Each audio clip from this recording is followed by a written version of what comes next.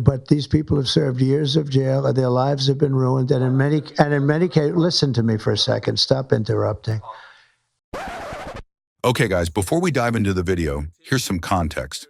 During a press conference at the White House, a reporter asked President Trump about his recent pardons, specifically regarding those involved in January 6th. The reporter interrupted him multiple times, and Trump wasn't having it.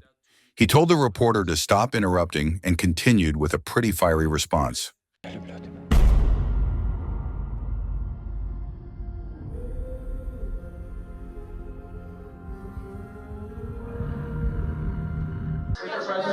President, you're a president who has long said that you back the blue, but aren't you sending the message that assaulting officers is okay with these pardons?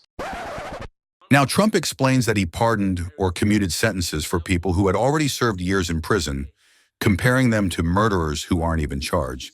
He talks about how the American public is tired of what he sees as one-sided reporting, especially when it comes to crime.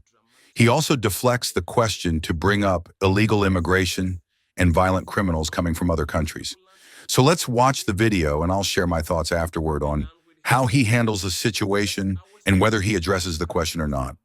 No, the opposite. In fact, I'm going to be letting two officers from Washington Police, D.C. I believe they're from D.C., but I just approved it. They were arrested, put in jail for 5 years because they went after an illegal, and I guess something happened where something went wrong, and they arrested the two officers and put them in jail for going after a criminal, a rough criminal, by the way. And I'm actually releasing. No, I am the friend of police, more than any president that's ever been in this office.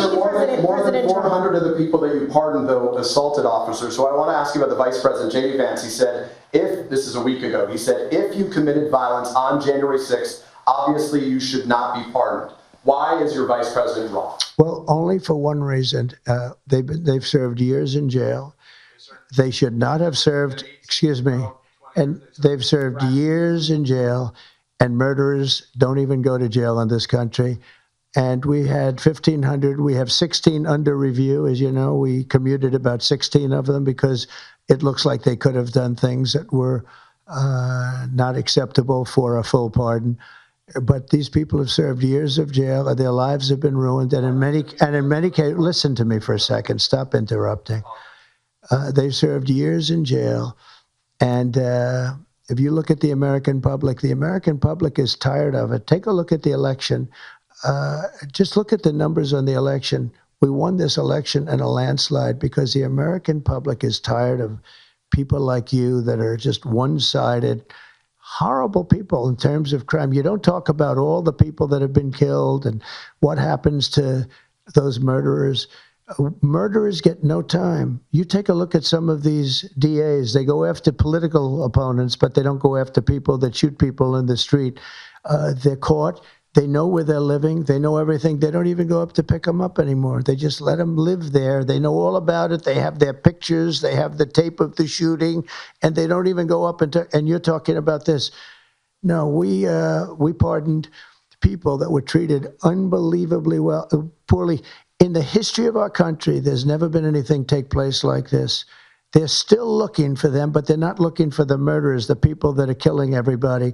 We are, though, and we're getting them out of the country. We just started that. We're getting them out of the country, and they're going to be gotten out of the country fast. They came in illegally from jails and from prisons.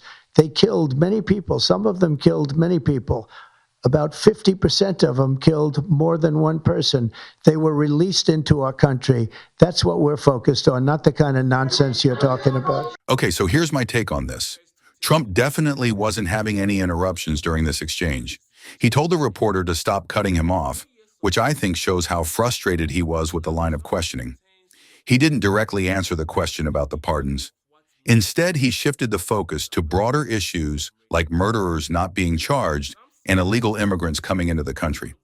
He made a strong case about how people who've served years in prison for their actions, especially those involved in January 6th, shouldn't be forgotten, especially when compared to what he sees as more serious crimes that often go unpunished. I also think he used this as a way to attack the media, accusing them of being one-sided and not focusing on bigger issues like violent crime. Honestly, his response was a mix of defending his decisions while redirecting the conversation to what he sees as larger problems in the justice system. It's definitely a classic way to avoid directly answering a tough question, but I also get that he's trying to make a point about fairness and priorities. What do you guys think? Was he justified in his response, or was it just a way to dodge the question?